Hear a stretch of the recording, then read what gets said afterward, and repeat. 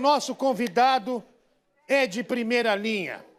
Ele já cobriu Fórmula 1, guerra, tsunamis, Olimpíadas. Onde estava a notícia? Esse cara estava lá para trazer pra gente. Vocês entenderam? É com muito carinho e muito prazer, e principalmente elegância, que eu chamo o nosso convidado desta noite no De Noite. Marcos Uchoa!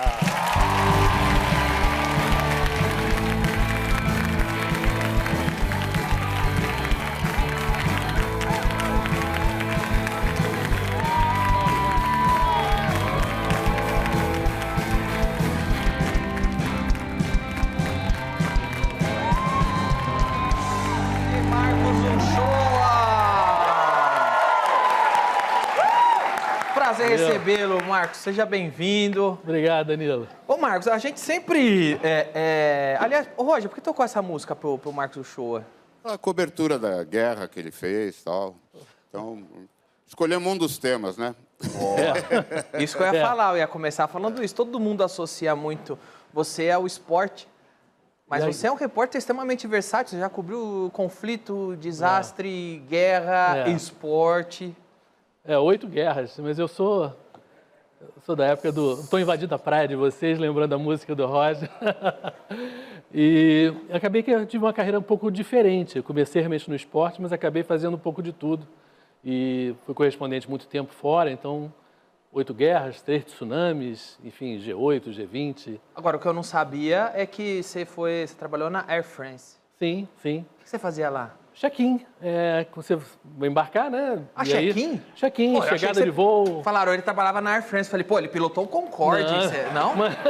Não, mas era na época do Concorde. É? Que era super legal, né? Aquele avião era lindo, né? E, rápido? Super rápido. Parava, era Paris-Dakar, Dakar-Rio, porque ele bebia tanto combustível, digamos, que não dava para ele vir direto, né, para o Rio. Mas era fantástico, mas era apertadinho, assim...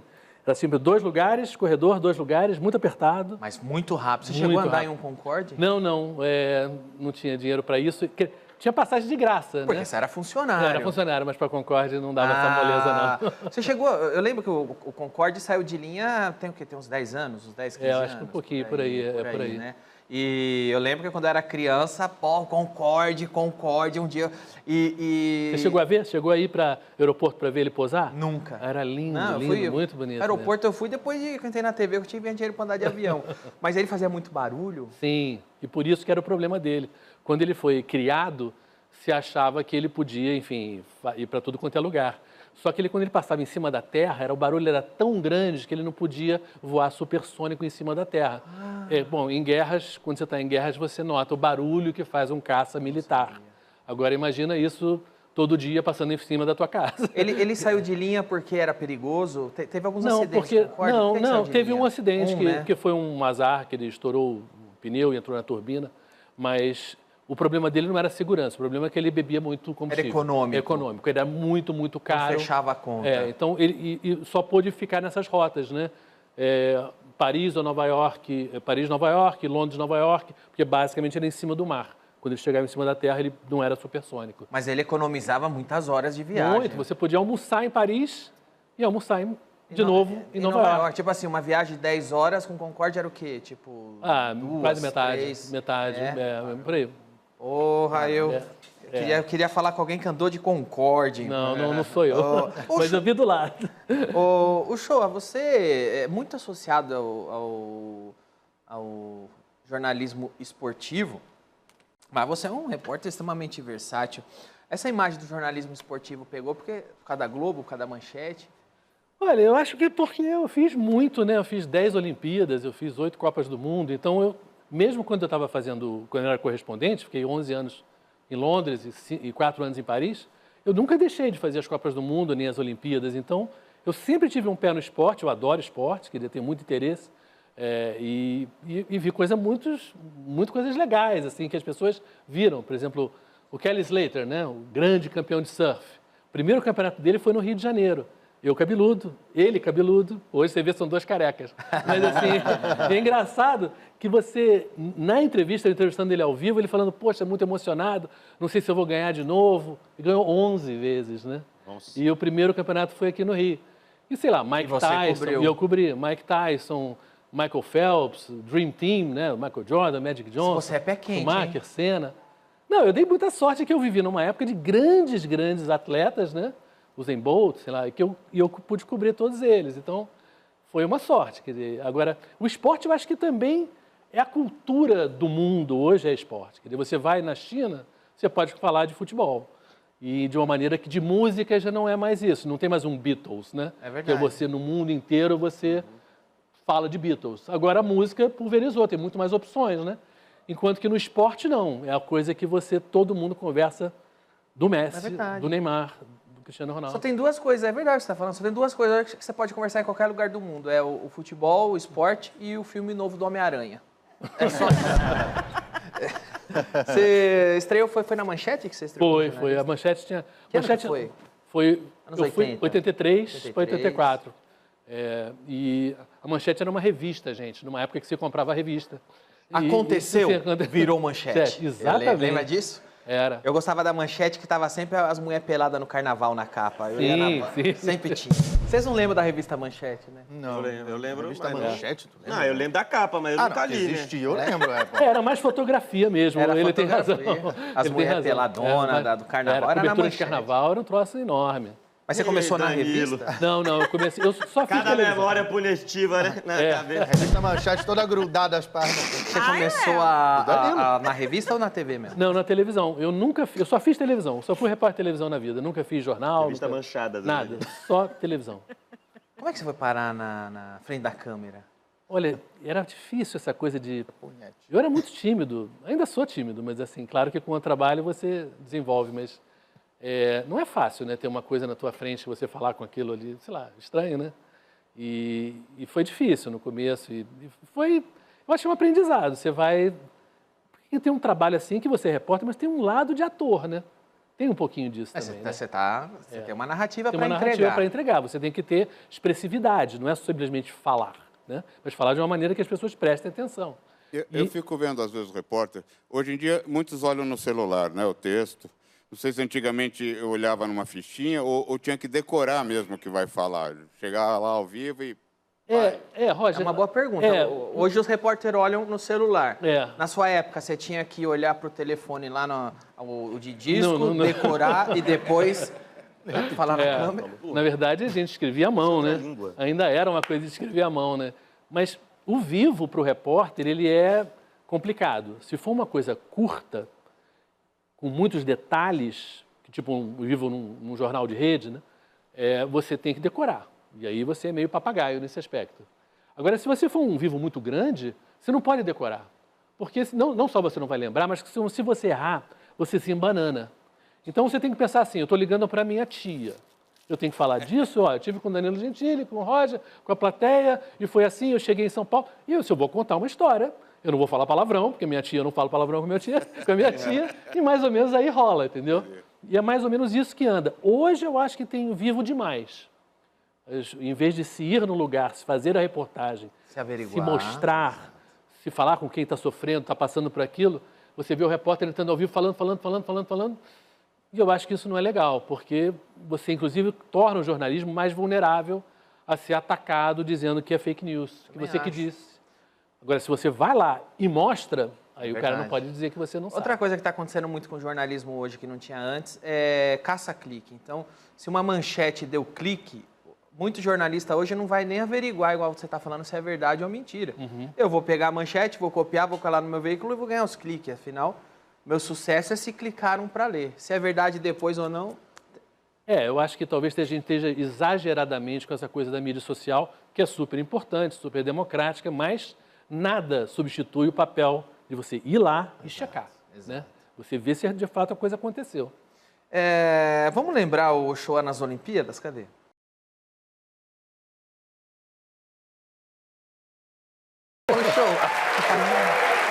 Isso foi Olimpíada de Barcelona, gente. Jogo Brasil-Estados Unidos. 92. 92.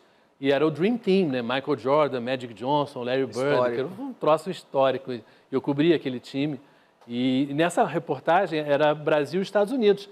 E aí o Bial, a gente falou, não dá para falar sério de um jogo que não tem graça, né? Como o jogo não tem graça. Então a graça era fazer graça. Então, brincando sobre e fazendo um texto bem humorado. Eu lembro que nesse jogo Brasil e Estados Unidos, os jogadores do Brasil, a maior preocupação deles era pegar autógrafo dos jogadores americanos. Eu via isso. Esse texto de você e do Bial foi improvisado ou vocês ensaiaram antes? Eu falo hi-fi, você fala hi-fi. Não, foi improvisado, foi improvisado. E depois, quando a gente chegou, faltava pouco tempo para o Jornal Nacional ir ao ar, a gente foi escrevendo, eu escrevi um pedaço, ele escreveu outro pedaço, foi assim, meio um jogral, assim, e foi bem legal, bem diferente. É verdade que você aprendeu a falar russo para cobrir uma Olimpíadas na Rússia? Foi, na verdade, não na Olimpíada na Rússia, não, mas foi o seguinte, na Olimpíada de 88, em Seul, ainda era o comunismo, ainda era a União Soviética. Uhum. E eles ganhavam um terço das medalhas, mais ou menos, assim. A Rússia sempre foi uma potência. Porque era a Rússia mais Lituânia, Ucrânia, Azerbaijão, tudo era a União Soviética. Então eles ganhavam muitas medalhas e ninguém conseguia entrevistar eles. E eu falei, não é possível, não era que a gente, brasileiro, não conseguia, mas os americanos, os franceses, os ingleses, ninguém fazia. Por causa da língua? Por causa da língua. Então os caras eram recordistas mundiais e medalha de ouro, ninguém falava com eles. Eu falei, daqui a 4 anos, em Barcelona, eu vou aprender para podermos me virar. Aí eu comecei a estudar. E aí, mas no meio, 89 caiu o Muro de Berlim, logo em 91 acabou a União Soviética. E aí, quando teve 92, a coisa já tinha mudado, mas era muito interessante, porque eles se sentiam assim tão prestigiados de alguém estar falando russo com eles. Claro que eu nunca falei russo bem, mas o suficiente para abrir a porta. E isso eu acho que é a comunicação, gente. Se vocês forem aprender idioma, eu sugiro, acho uma coisa ótima para a vida, não é falar bem. Falar bem é bom, é claro que é bom falar bem. Alguns idiomas eu falo bem, mas o mais importante é você se comunicar. Né? Quantos idiomas você fala? Eu falo 5 bem e 2 mal. Qual? Porra, velho, caramba. Qual que você fala? Eu falo inglês, francês, italiano, espanhol, português e falo mal alemão e russo. Porque o alemão e o russo eu não tenho mais usado. Quantos palavrão você sabe em cada idioma? Você sabe palavrão até eu sei em árabe também. Você mesmo? Eu fiz muita guerra nos países árabes. Os árabes falam muito palavrão na hora que estão tomando tiro? Falam. Porque a impressão que dá é que árabe não pode falar palavrão, senão é apedrejado. Eles são boca suja? Árabe é boca suja? Não, todo mundo é boca suja, ainda mais quando está emocionado, né? E com raiva, né? Que palavrão você sabe falar em árabe?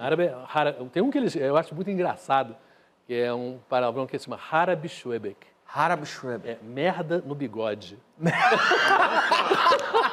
Não, obviamente, deve ser bem desagradável você desejar isso. Você é um Harabi Shwebek. Engraçado, o nome disso no Brasil não é um palavrão, é beijo grego. Não tem palavrão, é uma palavra normal. Carinho, né? Eu tenho a impressão que a origem é a mesma. Você tá com merda no bigode porque você é puxa-saco, foi lamber lá. Talvez. Pode ser? Quando que alguém chama você Como que é? Harabi Shwebek. Harabi Shwebek. Você é um Harabi Shwebek. Você é um merda no bigode. É legal esse xingamento. É um desejo bastante complicado. Russo. Tem um xingamento em russo? O xingamento em russo agora não estou lembrando. É bom nem decorar. É bom, né? Essas coisas é bom você esquecer. É, melhor. Mas o merda no bigode, vamos lembrar para sempre. Você acompanhou perto da seleção de 2014, a do 7-1, você estava lá? Estava, lamentavelmente. Cercado de alemães. Eu estava ao vivo um pouquinho antes, quando eu subi. Cercado de alemão. Só com um jornalista alemão em volta.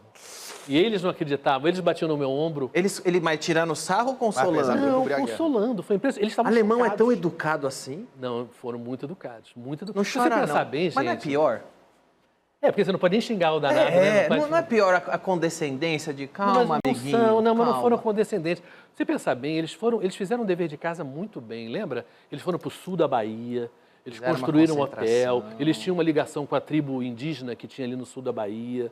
Eles usaram a camisa do Flamengo, lembra? Que era a segunda camisa deles, eles transformaram em vermelho e preto, porque era popular. Eles fizeram todos os tiques para agradar a torcida brasileira. Eles já sabiam que ia massacrar, então? Não, acho que não sabiam. Tanto que o técnico, do primeiro para o segundo tempo, estava 5-0, né? Ele dá um esbregue, dá um esporro nos jogadores, dizendo, olha, quem ficar fazendo gracinha aí, eu vou tirar, hein?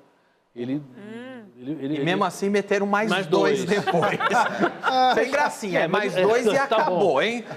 Quem fizer o terceiro gol, eu tiro. Se você lembrar que estava 7-0, Eles atacam e o Ozil perde um gol assim na cara do Júlio César, era para ter sido 8. Curioso, isso eu nunca falei com ninguém que estava lá no meio do pessoal da Alemanha durante o... E a reação deles foi educada.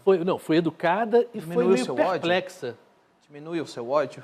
Olha, 7-1 em casa, gente, né?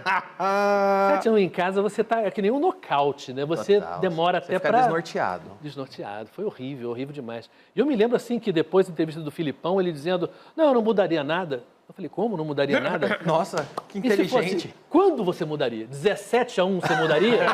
70-1 você mudaria? Também não. Se 7-1 para você não é o suficiente, eu não sei o que é. Não mudaria nada. Foi exatamente como eu calculei. Eu estava certo. Como podemos ver, eu estava certo. Eu acertei o meu bolão.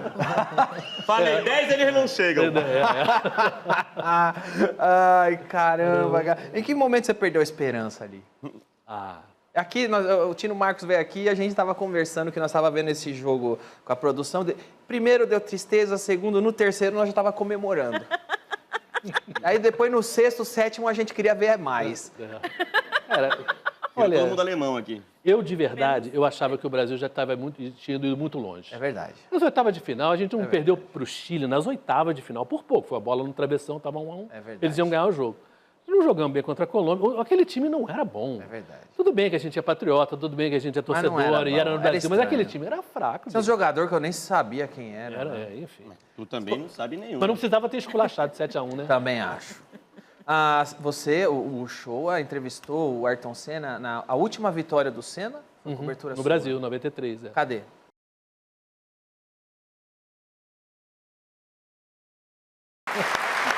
Cara, foi muito emocionante.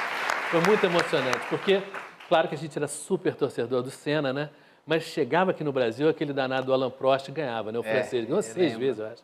Enfim, e o Senna em 93 estava com um carro muito ruim, as Williams eram muito melhores. Então ele ganhar foi assim extraordinário. E na época você, como repórter, você podia estar do lado do pódio para depois fazer essa entrevista que era assim que ele saísse do pódio. E aí quando ele chegou, ele subiu, me deu um abraço todo suado, todo emocionado. Foi para o pódio e depois foi para essa entrevista, assim. E foi a última lembrança da gente, porque ele morre no ano seguinte, né? Quer dizer, então essa foi a última vitória dele, da gente aqui, uma pessoa, um atleta extraordinário. Assim, Você chegou a ter algum nível de amizade com o Ayrton Senna? Não, eu cobri muito o Ayrton Senna no Brasil. Você deu um abraço, velho, a hora que a gente viu. Não, ele sempre foi muito, muito gentil comigo, etc. Mas eu não tive a proximidade que o Reginaldo Leme, que o Galvão Bueno tiveram com ele, não tive, não. Chegou a construir alguma proximidade com algum atleta? Sim, com o Ronaldo Fenômeno, com o Ronaldinho Gaúcho. Você chegou em alguma festa do Ronaldinho Gaúcho? Ele chegou a te convidar? Não, as festas Mas dele você tem alguma amizade com ele para pedir para ele me convidar? Assim. Você tem o número dele para pedir para ele me convidar para a próxima As festas dele são assim, não pode de menor, né? E eu sou casado, bem casado, adoro a Tereza, então eu preferia não... Tá certo. Não evitava esse convite. Mas você iria para o Paraguai com o Ronaldinho Gaúcho? Não. Também não, é um pouquinho perigoso. Mas eu fui ao Líbano com o Ronaldinho Gaúcho. Foi ao Líbano com ele? Ele foi recebido pelo primeiro-ministro, uma festa. As pessoas, assim, amam o Ronaldinho Gaúcho fora do Brasil. Assim, eu amo o Ronaldinho Gaúcho dentro do Brasil, para mim ele é um herói. Não, aqueles anos dele no Barcelona, porque ele fazia a coisa mais linda, que era jogar futebol quase num circo, né? Exato. E foi uma coisa extraordinária. Hoje, eu sinto também. Para mim ele foi um dos últimos que fez isso. Eu acho que foi o último. Ele é muito original, assim, porque o Messi era sensacional, mas ele não jogava desse jeito. Exato. Nem o Cristiano muito menos, assim. Então, eu acho que essa coisa de você ver um jogo de futebol e rir... É isso. Era muito Ronaldinho. Que eu sinto falta. Você vê o Messi é gênio, é técnico. Sim, o Cristiano Ronaldo é um atleta. O gol. Pô, eu queria ver o espetáculo. E a arte, né? A arte, a diversão. Sim, eu fui perdendo meu interesse em futebol, eu já fui fanático, fui perdendo interesse porque foi perdendo a parte divertida pra mim, sabe? Tem o show no Roland Garros aí?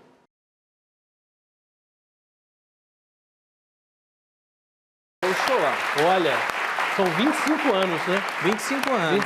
25 anos vão fazer agora em junho. E é fantástico, gente, porque eu estava naquele torneio, que era tipo um ano antes da Copa de 98, daquele gol do Roberto Carlos, que ele chuta, aquela foto, faz assim. E aí me tiram assim, falam, não, vai para Paris lá, que tem um brasileiro lá que está ganhando. E eu cheguei, já, ele não na primeira rodada, mais para frente. E eu não conhecia, eu nunca tinha ouvido falar do Gustavo Kuerten. Porque ele não era conhecido, ele nunca tinha vencido um torneio, Danilo, de profissional. Sim. E o primeiro torneio dele Ele é venceu. Roland Garros. Que ele ganha. Você estava chamando ele de Gustavo ainda. Estava chamando ele ainda de Gustavo. Ele não era o Guga. Não era o Guga Era o ainda, não. Gustavo, Era o exatamente. Gustavo Kirten. Agora, o que me chamou a atenção é que eu lembro que esse Roland Garros era a exclusividade da Manchete. Da Manchete. E você estava na Globo. Estava na Globo. Como é que a Manchete, que tinha a exclusividade do torneio, como é que você conseguiu uma exclusiva com o herói brasileiro da Roland Garros na Globo? Eu acho que assim, ali era uma hora ao vivo, logo depois do jogo, né, que a gente pagou, né, para poder aquela entrevista ali. E eu estava todo dia ali com ele, com a mãe dele, até com a avó dele que chegou depois, e eu lá aí. Eu acho que ele simpatizou comigo, eu também com ele. Depois eu cobri outra vez, ele ganhou 3 vezes o Roland Garros, eu cobri a última, e cobri aquele famoso torneio de Lisboa, quando ele vira o número 1 do mundo, ganhando do Pete Sampras e do Agassi. Você é coisa um que amuleto ninguém tinha dele. conseguido. Hã? Você é o muleto do Guga. Não, a gente Onde você dá foi, ele super bem. ganhou. Onde você foi, ele ganhou. Ele ganhava muito mesmo. E ele é uma simpatia, né? É gente boa demais.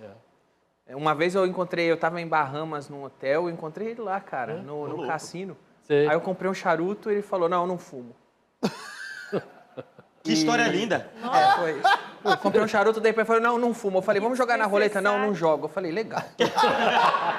Eu falei... Vamos jogar tênis? Não gosto disso. Também não gosto de... Também não tô Tem que vamos no meu programa agora é tarde? Falou, também não. Não foi muito simpático contigo, então. Não foi.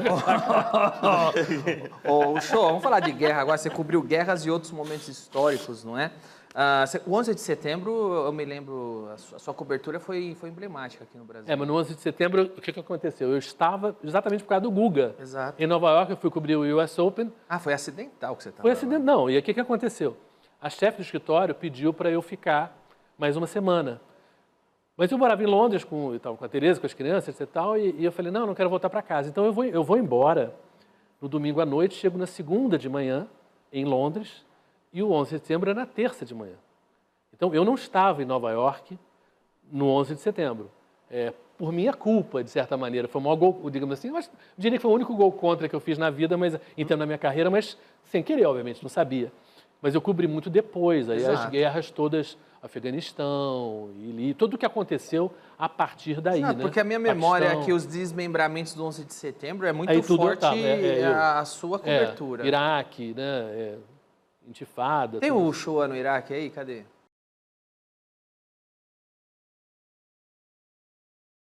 O Shoah aqui. Esse som dessa sirene, para mim, é um dos sons mais assustadores que eu acho desde criança. Em filme, porque eu tenho um negócio com bomba atômica, né? Eu tenho um pavor disso aí, que eu cresci vendo muita... Porque esse meio da Guerra Fria, então eu, criancinha, no Fantástico, sempre tinha matéria disso. E esse som é um dos sons que mais me dá arrepio. Agora, como que é para você estar no lugar de guerra, ouvindo essa sirene? Isso é aterrorizante para mim. Porque, o que acontece? Por exemplo, eu me lembro de um desses mísseis que caíram, eu ouvi a explosão, né? E me joguei, né, no chão. Só que já é burrice, porque se o míssil chegar, o som chega depois. O míssil vai numa velocidade que é muito maior do que a do som. Ou seja, então, quando você ouve o som, já era, se tivesse em você. Então, você está lá no chão, se sentindo meio ridículo, porque não precisava ter se jogado. Mas, enfim, é a natureza humana, o medo faz isso, né? É um pouco assim, você imaginar que você não vai ganhar na loteria da morte, né? Que o míssil vai cair em algum lugar, mas não vai ser onde você está. Mas é claro que quando você está em guerra, num lugar de guerra, você está correndo perigo. Você já era casado na época? Como ficava tua mulher, tua família, sabendo que você está lá ouvindo essa sirene, ouvindo o som de bomba? Digamos assim, é engraçado que eu falava, meus filhos queriam andar de moto, quando eles cresceram, ou queriam andar de asa delta, e eu falava, não existe mais nada mais excitante do que estar vivo. E realmente. Aí meu filho falou, papai, você não pode falar nada disso, você vive indo para a guerra, você não tem moral para falar que nada mais excitante do que estar vivo. Mas, claro que você tem medo, mas você tem que ter um medo meio adolescente. Sabe, adolescente que acha que nada vai acontecer com você? E tá na adrenalina de... Por pior e mais horrível que seja uma guerra, mas você tá ali fazendo parte da história. Sim, Então, você imagina que existe uma adrenalina de eu tô no momento mais importante Sim, do que está acontecendo que está ali. acontecendo hoje. Agora mesmo na Ucrânia, por exemplo, eu pedi demissão da Globo, mas assim, muitas pessoas falam, pô, você não está na Ucrânia, queria estar? Eu falei, queria estar. Há 10 anos exatamente atrás, que foi a Eurocopa, eu estava cobrindo na Ucrânia. Fiquei quase um mês na Ucrânia. E olha só que coisa curiosa. Eu estou numa cidadezinha no interior da Ucrânia, dessas que está sendo bombardeada, e chego e desço depois de tomar banho para jantar, esperando as pessoas, e tem um show de um grupinho tocando, e a praça inteira cheia de velhinho, ninguém dando a menor bola para o grupo. Menor bola. Aí o grupo para de tocar e bota um playback para as pessoas ouvirem. Primeira música, Michel Teló. Ai, se eu te pego, ai, se eu... E os velhinhos todos levantaram e começaram a dançar. Ô, louco. Você vê que essa música hoje, né, Roger? Assim você me mata? Tem a ver, né? Ai, se eu te pego. Ai, se eu te pego. A música eu diria que é um bom trilha sonora para o que está acontecendo na Ucrânia na vanguarda. hoje. Na vanguarda. 10 anos antes ele já tinha o Michel Teló. Tá ligeiro, hein, pô? Quem relançou ela foi o MC Putin. Ô, Show, de certa maneira, você... Uma coisa é eu estar vendo você cobrindo uma guerra, outra coisa é você estar na guerra. Uma experiência dessa muda a sua perspectiva em alguns aspectos? É uma experiência de vida que te traz uma mudança? Você estar lá, você ver, você ouvir, você sentir o cheiro, muda de certa maneira? Como a mãe falei, mudou bastante. Muda. Por exemplo, na Síria, a guerra da Síria, 2017, eu estive lá, você vê um nível de destruição que parece que você só vê em filme, assim, bairros inteiros que não sobram nada. Imaginar que as pessoas todas que tiveram que viver, depois fugir, e o que é você estar num campo de refugiado, coisa que eu fiz também.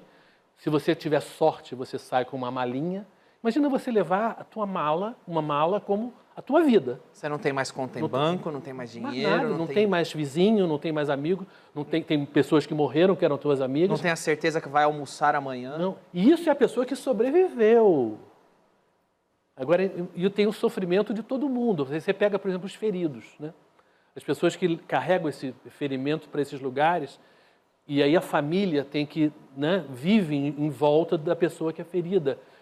Então, esse ódio e essa raiva que ficam para sempre pelo que aconteceu na guerra. Por isso que eu acho assim, que o que está acontecendo na Ucrânia, agora, o que está acontecendo na Síria, porque a guerra da Síria não acabou, já são 12 anos, né? Metade dos sírios tiveram que sair das suas casas, metade. Imagina que 108 milhões de brasileiros tivessem que deixar as suas casas, né? É um troço assim inacreditável, assim, e você vê isso e você sente, porque mesmo às vezes você não falando a língua, eu falo 50 palavras de árabe, mas você pode não entender a letra, mas você entende a música, né? O sofrimento, né? A pessoa que se abraça, que chora, isso te toca muito, te faz muito mal, mas ao mesmo tempo eu acho que é isso que a gente tem que mostrar. Claro. Ô Marcos, a conversa tá boa? Vamos fazer um intervalo rápido. A gente volta já com mais Marcos Uchoa. Não sai daí.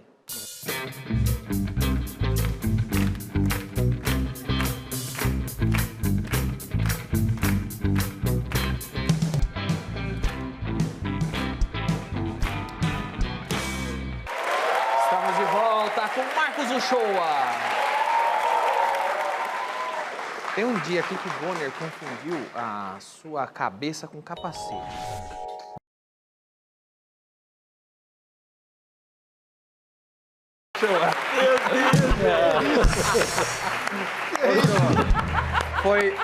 Foi por isso que você pediu demissão da Globo? Eu não vou ficar numa emissora que me chama minha careca de capacete.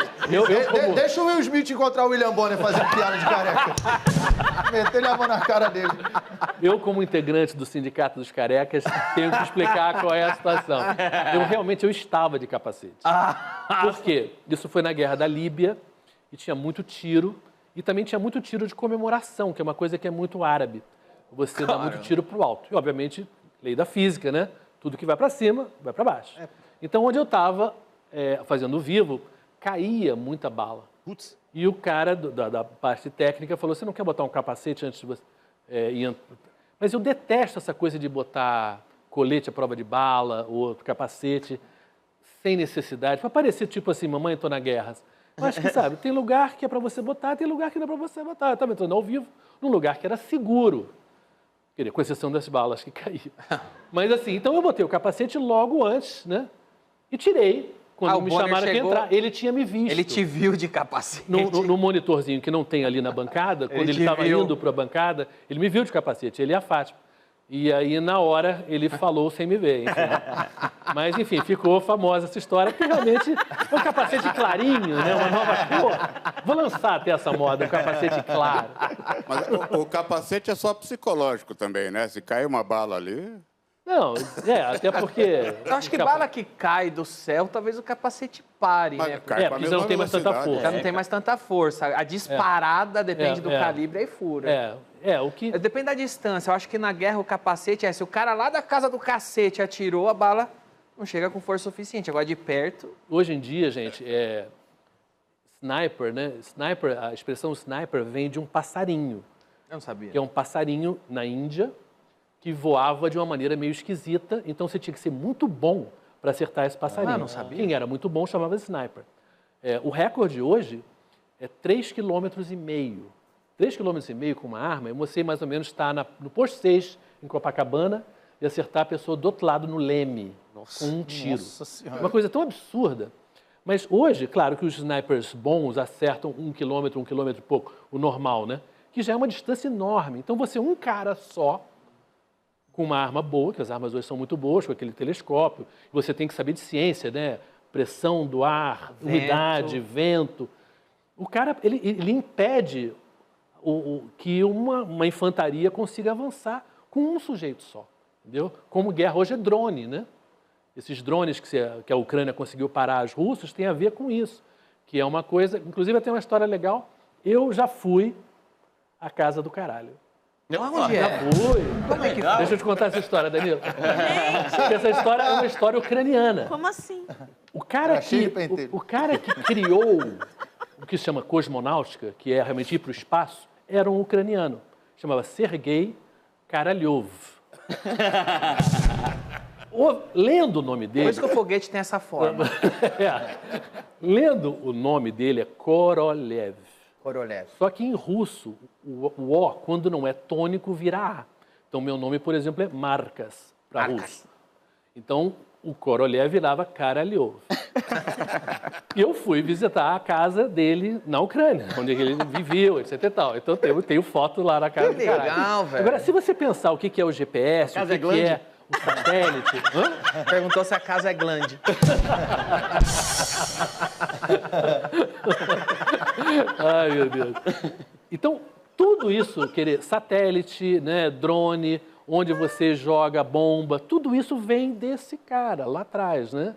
Que criou essa coisa chamada espaço que a humanidade não conhecia até o final dos anos 50. Tá vivo ainda? Não, ele já foi para casa. Já voltou pra casa.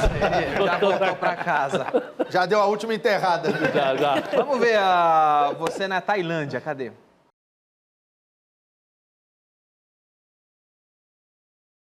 Isso foi na Indonésia. Foi na Indonésia.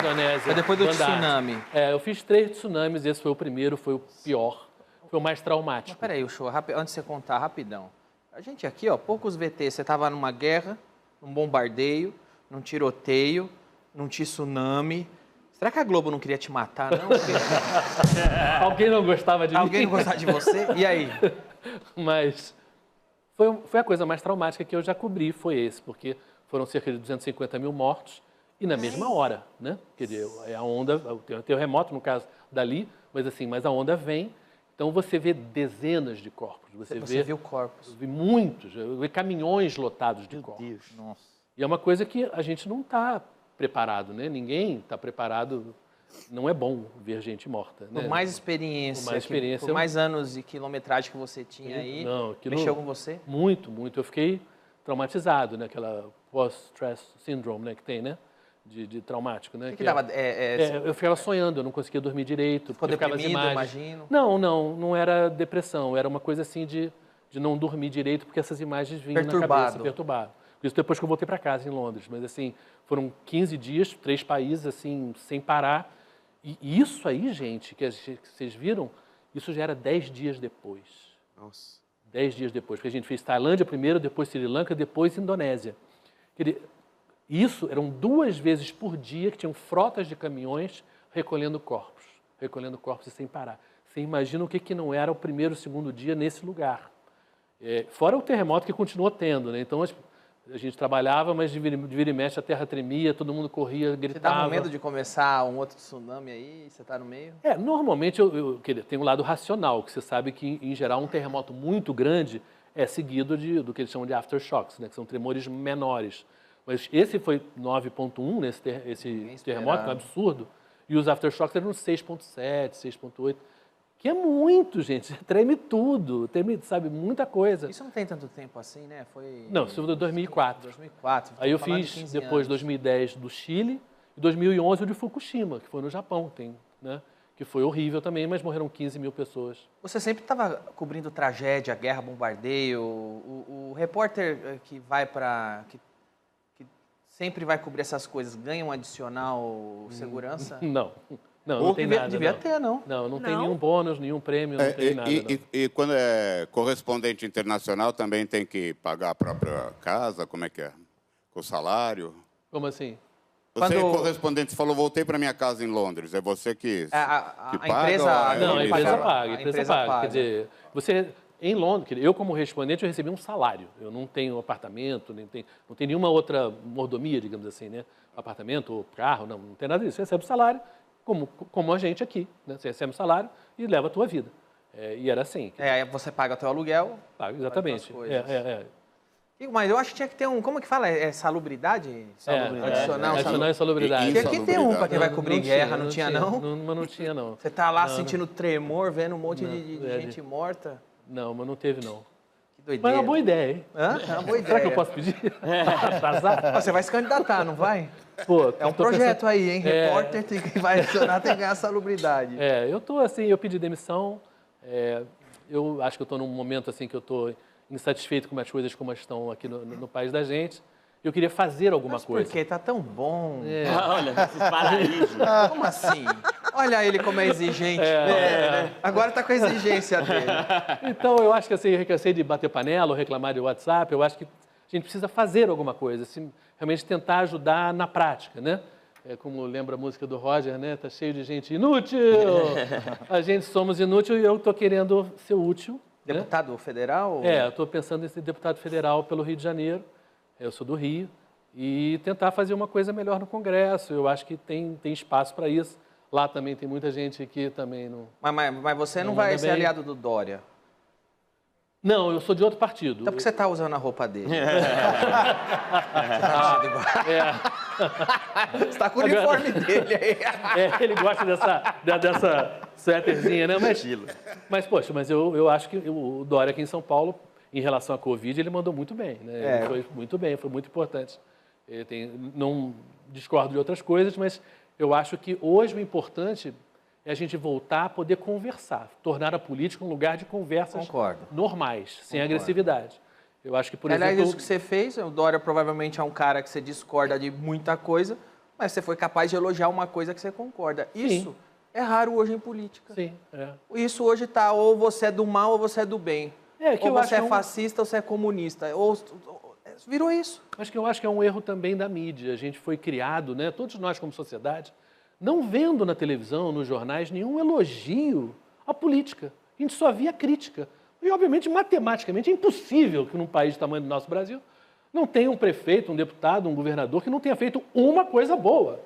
E você não vê nenhum elogio a isso. Isso é um erro, porque não estimula as pessoas a confiarem de que, olha, se a gente quer mudar a vida, né? A gente fala assim, que um amigo aqui de São Paulo falou para mim, ativismo sem política é que nem cerveja sem álcool. Não dá, você precisa de realmente se meter, tentar alguma coisa Mas eu acho que uma das coisas que tem que voltar é um equilíbrio e o diálogo é o que mais está fazendo falta hoje. Essa agressividade não é nossa. Nós não somos assim. E saindo de política, isso aí está desunindo família, amizade, colega de trabalho, enfim. Tempos melhores para nós. Ô, Marcos, queria agradecer a sua presença. Valeu. Obrigado.